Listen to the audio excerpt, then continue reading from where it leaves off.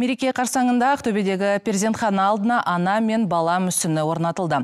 Ерекше ескерткіште бесік жанында бөбегін бауырына алған келіншек бейнеленген.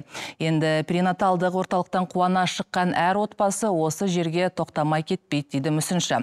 Одан бөлек мейрам күні босанған ақтөбелік келіншектерді шенеуніктер құттықтап жүр.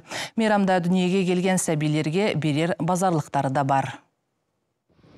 Ақтөбедегі перинаталдық орталық ауласына кірген бойда сәбиіне емірене қараған ананың мүсіні бірден көзге түседі. Бесіктегі бөлеулі бөбекті босатып, қол аяғын жазған сәтін көрсеткім келді дейді мүсінші.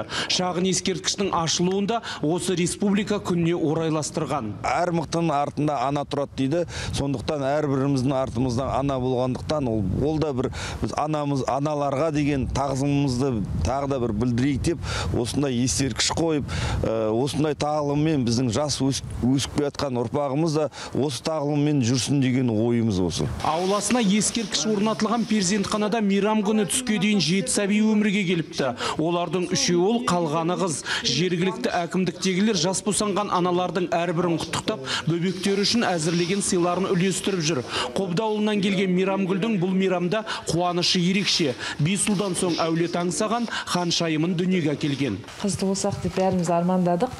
Алла тағала біздің арман тілегімізді қабыл етіп, оның үстіне осындай мейраммен тұспа-тұс дүние есігін ашып жатыр. Өте қуаныштымын. Сол ойланып жатырмыз әлі атын. Тамаша бір есім өзінің затына сай қоямыз деп әлі нақты шеше қойған жоқпыз енді.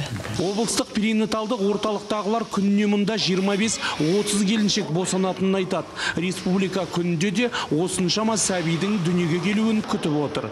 Жаңалық Ақаш, Данияр Мейрамбекұлы, КТК, Ақтөбеден.